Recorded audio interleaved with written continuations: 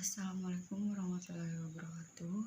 Perkenalkan, kami dari kelompok 1 yang beranggotakan saya sendiri Nurul Asia dengan NIM 191012732001 dan teman saya Nadia Milenia dengan NIM 191012732012 dan Sumiati dengan NIM 191012732003. Di sini kelompok kami ingin menjelaskan tentang perilaku individu dengan hambatan majemuk.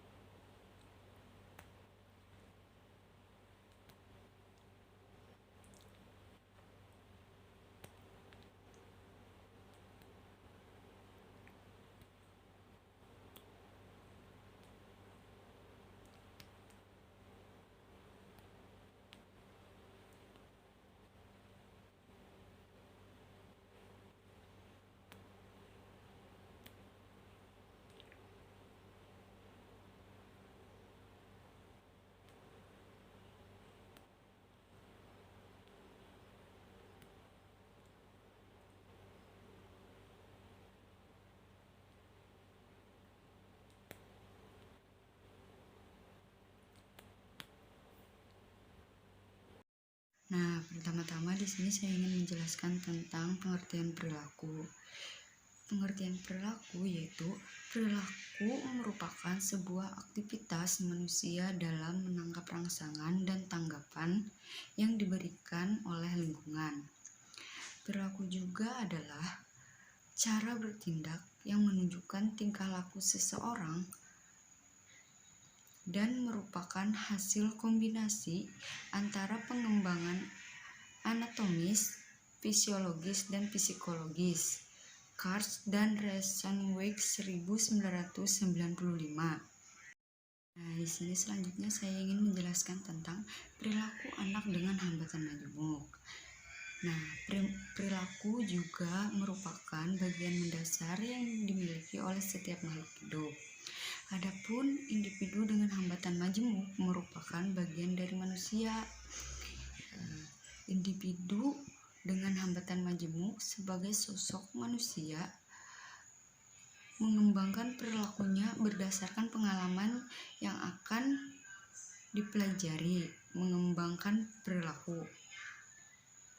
Kemudian, berdasarkan pernyataan yang di atas bahwa perilaku yang ditunjukkan oleh individu dengan hambatan majemuk dapat berbeda dengan individu kebanyakan.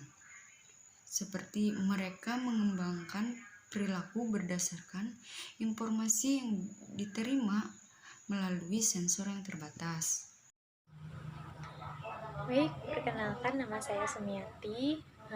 Langsung saja di sini saya akan menyampaikan mengenai karakteristik anak dengan hambatan majemuk. Nah, secara umumnya anak dengan hambatan majemuk memiliki ciri-ciri. Di antaranya yaitu yang pertama, kurangnya komunikasi atau sama sekali tidak dapat berkomunikasi. Nah, anak dengan hambatan majemuk sulit untuk berkomunikasi dan mereka memiliki kemampuan yang terbatas. Mereka terbatas. terbatas atau terhambat untuk mengekspresikan dirinya dan mengerti orang lain. Nah, jadi di antara anak dengan hambatan majemuk itu mereka sulit untuk memberikan respon kepada orang lain, seperti itu. Yang kedua yaitu perkembangan motorik dan fisiknya terlambat. Nah, anak jadi karena perkembangan motorik anak dengan hambatan majemuk ini terhambat, jadi maka fisiknya pun juga akan sulit bermobilitas. Nah, yang selanjutnya yaitu kurang dalam keterampilan menolong diri sendiri. Nah, anak dengan tunaganda, mereka itu sulit untuk mampu mengurus diri mereka sendiri.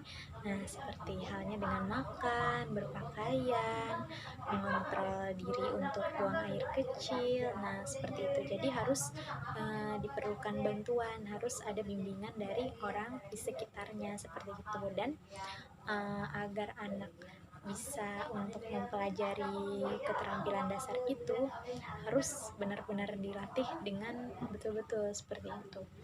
Nah, yang selanjutnya yaitu jarang berperilaku dan berinteraksi yang sifatnya konstruktif.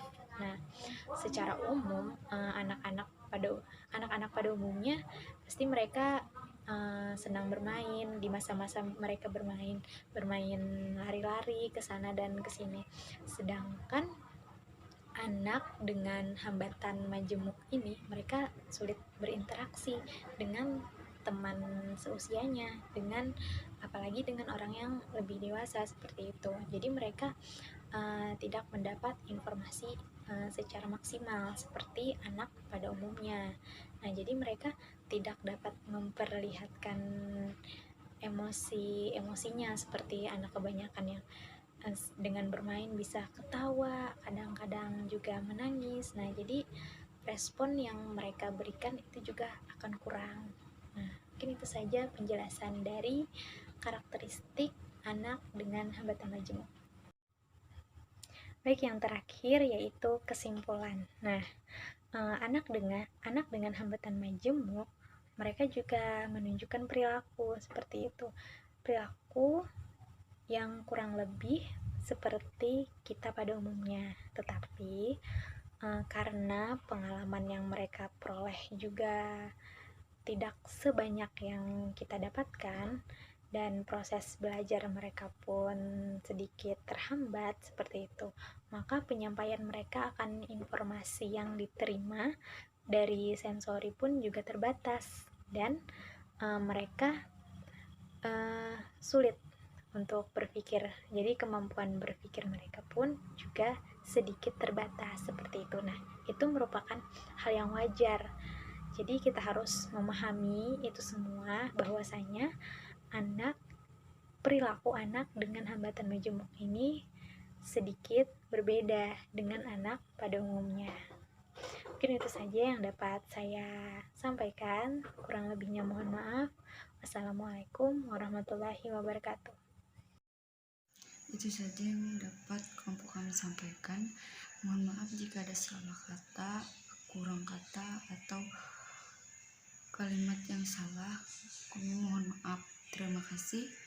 Wassalamualaikum warahmatullahi wabarakatuh.